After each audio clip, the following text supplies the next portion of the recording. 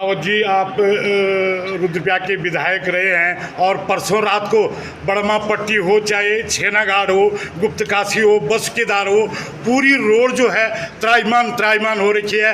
आप वहां पे पूर्व विधायक रह चुके हैं, लोगों की उम्मीदें बहुत ज़्यादा है और प्रशासन आज 12 बजे तक वहां पे नहीं गया है और वहां जो है रोडें बुरी हाल है। आप विपक्ष में रहते हुए क्या बोलना चाहते हैं रुद्रप्रयाग? मैंने अभी जिक्र किया है जी, बड़मा पट्टी वही जो छेना तहस-नहस हो गया, तहस-नहस हो गया सर। मैं सरकार से मांग कर रहा हूं कि भैया रुद्रप्रयाग 2013 की त्रासदी लोगों ने देखी है, वहां लोगों को सहायता करें, जिनको नुकसान हुआ है उनकी भरपाई करें। उनके दर्द में सरकार को तत्काल सम्मिलित होना चाहिए, क्योंकि कल भी रात को मुझे कई वहां से टेलीफोन आया जी कि साहब यहाँ पूरा छेनाघाट तहस-नहस हो गया, आज पूरा गुप्तकाशी से आगे पूरा रोड खत्म हो चुका है सर, सब कुछ समाप्त हो गया सर। तो उसके लिए हम सरकार से मांग कर रहे हैं, कोई आलोचना नहीं कर रहे। 3 तिगड़े काम बिगाड़ने वाले नहीं बोल रहा हूं, तुम्हारे पास तो सब कुछ है, लेकिन इसके बावजूद क्या हालत है वहां? क्योंकि मैं इसका जिक्र मैं कल वहां कर चुका हूं, इसलिए आपके बीच में नहीं कर रहा हूं। लेकिन मैंने वहां भी कहा भाई कहां ले जा रहा हूं इस क्षेत्र में, तो मैंने कष्ट दिया आपको। बहुत बहुत धन्यवाद आपका। नदी की भी आपने बात कही है और इससे पहले कई बार बड़े नेताओं ने भी आपके कांग्रेस के वालों ने भी कहा है। गोदियाल जी वहाँ धरना भी कर चुके हैं।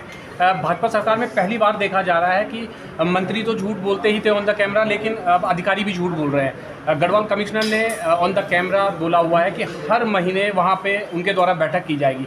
3 महीने बीत चुके हैं, गढ़वाल कमिश्नर का कोई पता नहीं। फिर आपके माध्यम से, जैसे गोदियाल जी ने बात उठाई, मैं फिर आपके माध्यम से कह रहा हूं, पौड़ी बैठक करने के लिए नहीं है कि 3 महीने में करूंगा, 6 महीने में करूंगा। मैं करूं तुम हर हफ्ते भी बैठक करते हो तो भी हम सहमत नहीं है। कमिश्नर को पौड़ी बैठना पड़ेगा। अगर किसी एक दिन के लिए भी बाहर जाता है तो उसको जवाब देना पड़ेगा पौड़ी के गढ़वाल की जनता को कि किस काम से बाहर जा रहा है। ये कोई तुम मंत्री थोड़ी हो भाई, तुम मंत्री थोड़ी हो, तो मुख्यमंत्री थोड़ी हो कि तुम्हारा मुख्यालय देहरादून थोड़ी है। कमिश्नर का हेडक्वार्टर माना मैं मंत्री हूं, माना उत्तराखंड में, अब मैं रोज दिल्ली बैठूं, अब मैं कहूं कि मैं देहरादून मीटिंग करने के लिए 3 महीने में या 2 महीने में या 1 महीने में 1 दिन आऊंगा, तो मैं मुख्यमंत्री या मैं मंत्री उत्तराखंड का हूं या मैं दिल्ली का हूं? ऐसे लोग बेवकूफ बना रहे कि ग्रीष्मकाल राजधानी। अरे ग्रीष्मकालीन मैं बहुत साफ कहना चाहता हूं गैरसैंण के मामले में, ग्रीष्मकालीन राजधानी तो बनी नहीं। ग्रीष्मकालीन सत्र अलग हुआ और राजधानी अलग हुआ। राजधानी का मतलब यह है कि 3 महीने ग्रीष्म, 4 ऋतु है, ग्रीष्म ऋतु, वर्षा, शीत ऋतु और बसंत ऋतु, तो 3 महीने का एक ऋतु हुई ना, तो वो ग्रीष्मकालीन राजधानी का मतलब हुआ कि 3 महीने चीफ सेक्रेटरी पूरा सचिवालय जो है गैरसैंण से चलेगा। क्यों बना रहे हो बेवकूफ उत्तराखंड के लोगों को? कम ग्रीष्मकालीन राजधानी, ग्रीष्मकालीन राजधानी जो है तो 1.5 दिन के लिए नहीं होती, वो 1.5 दिन के लिए। अब वही हुआ। उससे पहले मेरा जो बयान आया था मीडिया में कि वो अल्लाह होगा, पहले तो 3 दिन चल जाता, इस बार तो 1.5 दिन में भी निपटा दिया।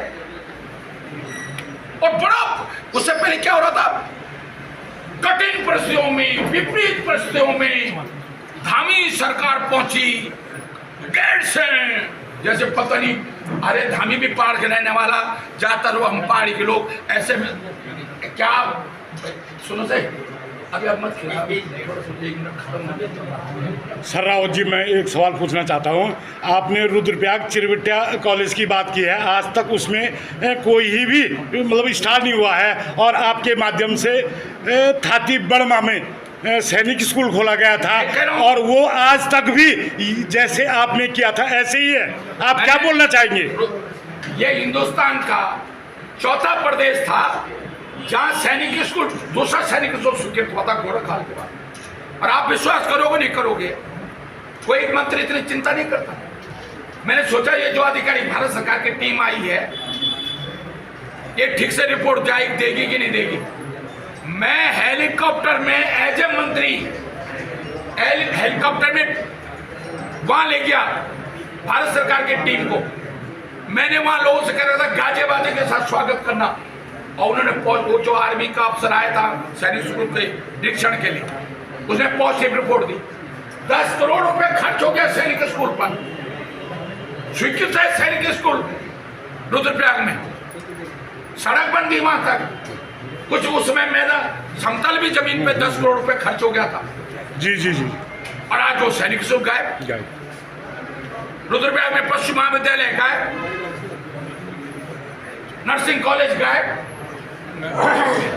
ये धोखा हो रहा, मैं बता रहा हूं।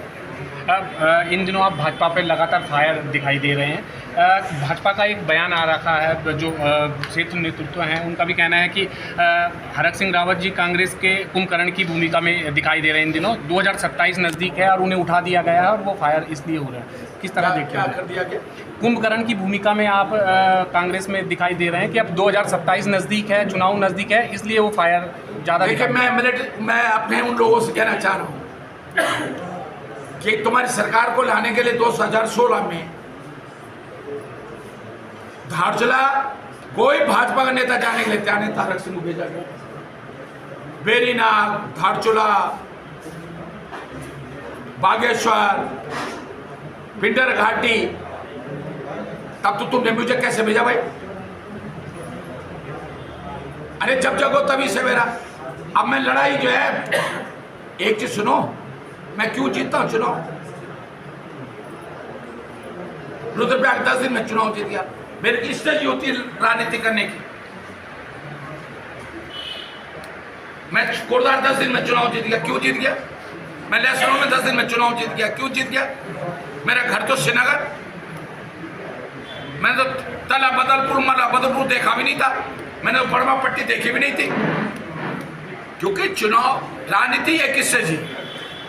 मैं ये नहीं करूँ हर समय आप सक्सेस ही हो जाओगे, फेल भी हो सकते हो, लेकिन नीति तो सही से बनाओगे ना। अब हमने ये जो, अगर मैं 3 साल पहले बमबारी करता तो चुनाव आते आते तो घुस हो जाता। तो कारतूस भी तो चाहिए, गोला बारा भी तो चाहिए। पहले बंदूक की गोली डालो, फिर गोला डालो, फिर मिसाइल दागो। अब क्यों नहीं पढ़े भाजपा के नेता, बड़े नेता क्यों नहीं बोल रहे मेरे बयान पे? तिरुनाव में मैंने 30 करोड़ रुपए कहा, अरे कम से 27 करोड़ दो क्या? कई बार सच बोलने के लिए कुछ झूठ बोलना पड़ता है। मैं एक दिन एक कोरदार में एक जनसभा कर रहा था, कार्यक्रम था। कोरदार degree college principal Dwivedi ji को मैं 15 साल से 20 साल से जानता था। मैंने जानबूझकर उनका नाम गलत लिया, सुन लो भैया, मैंने उनका नाम जानबूझ के गलत लिया। तो लोग नीचे कहने नहीं साहब तो डॉक्टर द्विवेदी। मैंने कहा मैं ये जानना चाह रहा था कि डॉक्टर द्विवेदी कितने लोकप्रिय हैं कोरदार में, इसलिए मैंने जानबूझ गलत नाम लिया। मुझे पता था 27 करोड़ का भी। अब मैं 27 करोड़ बोलता तो तेरे राव बयान नहीं देते। अब ये तो साबित हो गया ना कि हाँ भाई 30 नहीं 27 और अब 82 तो 35 करोड़ हो गया। आज भाजपा कटघरे में तो आ गई। अब मैंने ये नहीं बोला था चेक से, मैंने भी चेक से ही बोला था। मेरा बयान उठा के देख लो। मैंने कहा मुझको कहा गया पैसे देने के लिए, मैं रामनगर गया, मैंने सर खनन वालों को बुलाया, बाकी कौन देता पैसा? अरे अभी तो मैं ये कह रहा हूं चेक से पैसा दिया गया था, लिस्ट जारी कर दो तो कोरदार के लोग ये महसूस करेंगे कि कौन दानदाता था पैसे देने वाला। रामनगर के लोग ये तो देखेंगे कि कौन दानदाता था। कल तुम्हारे प्रेस क्लब वालों की कोई कार्यक्रम होगा, तुम उस दानदाता पे जाओगे कि भाजपा को तुम इतना चंदा दे रहे हो, हमको भी दे दो भाई। उनको 10 लाख दे रहे हो, हमें 50,000 तो दे दो। क्यों? उत्तराखंड की जनता ये जानना चाहती है कि भाजपा को 27 करोड़ रुपया चंदा किसने दिया?